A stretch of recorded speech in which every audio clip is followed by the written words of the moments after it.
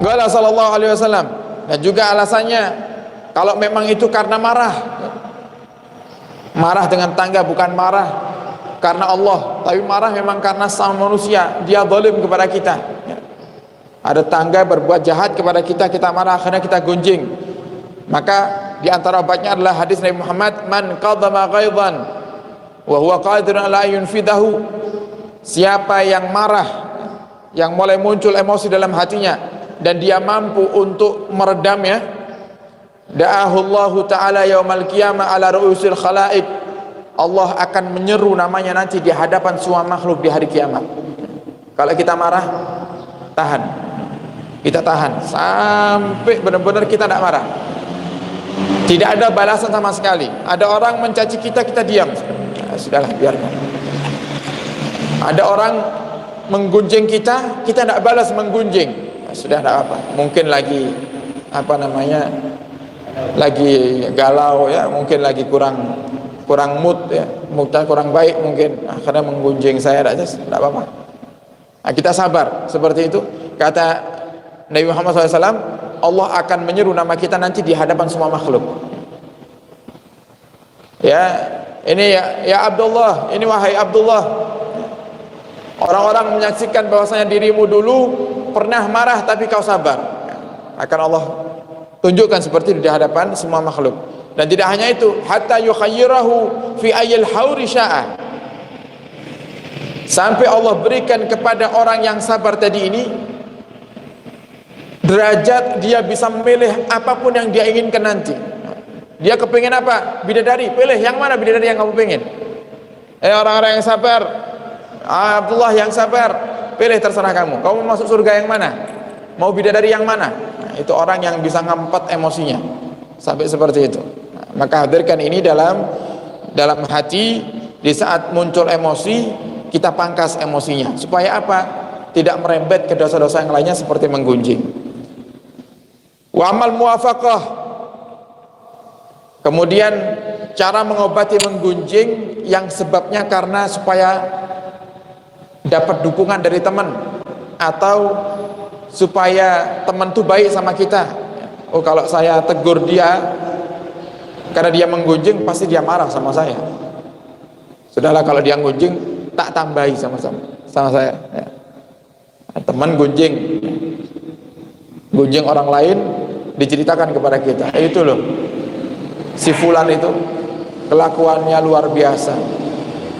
Nah, karena saya takut kehilangan teman saya ini, akhirnya saya katakan, iya benar, dia seperti itu, Masya Allah, luar biasa ya. Maksiatnya itu sudah kelewat batas. Saya tambahi seperti itu. Tujuannya untuk apa? Supaya hati teman saya ini senang dan saya dicintai sama teman. Nah, cara mengobati seperti ini gimana? Bi an ya'lama ghadaballahi alaih idza taraka sakhtahu fi ridal makhlukin. Sadarilah, kata Imam Ghazali, kalau kamu membiarkan daripada keburukan itu cuman karena ingin mendapatkan ridha daripada manusia, sadarilah bahwasanya Allah juga punya murka. Kau hindari murkanya manusia, tapi kau biarkan Allah murka kepadamu. Lebih baik orang murka sama kita daripada Allah yang murka kepada kita. Ya kan, kita tambahi gunjingannya teman ini supaya teman tidak marah sama kita, supaya dia selalu cocok sama kita, ridho dengan kita. Senang saya punya teman ini, cuman kepingin dapat gelar diridhoi sama manusia, kita relakan kita dimurkai sama Allah. Apakah sampai seperti itu? Nah, lebih baik dibenci sama manusia daripada harus dibenci sama Allah Subhanahu wa ta'ala. Lebih baik kita punya Allah daripada kita punya manusia.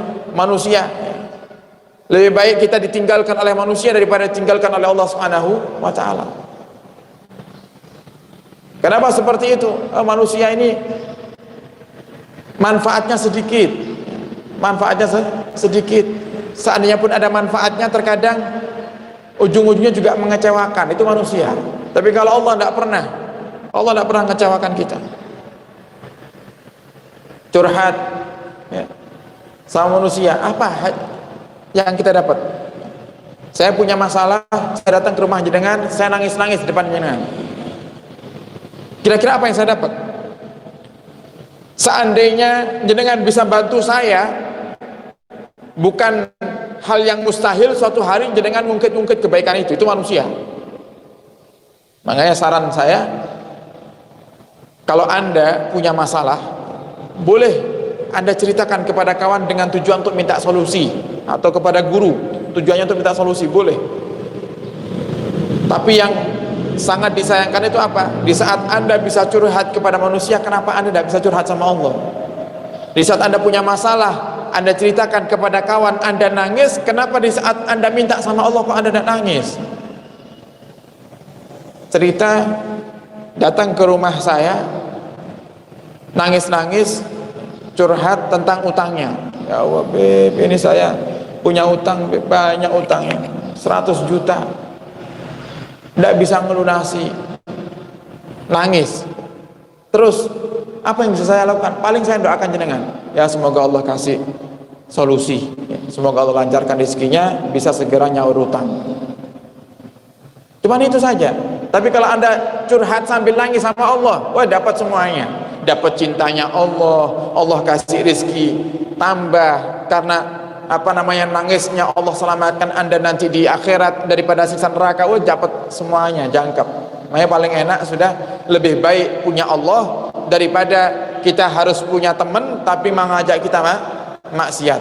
Lebih baik ditinggalkan oleh manusia daripada kita harus ditinggalkan oleh Allah Subhanahu wa taala. Kata Imam Syafi'i, wa wahdati aladdu wa asha min ghawiyyin wa ashiruh. Kesendirianku di rumah itu lebih aku senangi daripada aku harus berkumpul dengan orang-orang yang di saat aku berkumpul dengan mereka, hatiku khawatir nanti aku kumpul sama dia, diajak gunjing, mau tinggal, mau pergi repot, marah nanti. Nah sudahlah aku di rumah. Itu Imam Syafi'i.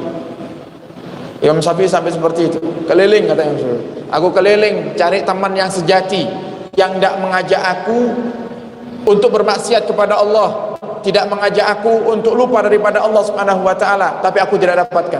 Maka aku lebih senang berdiam diri di rumah sendirian, beribadah kepada Allah, berduaan dengan Allah, daripada aku harus berkumpul dengan orang-orang yang mereka lalai.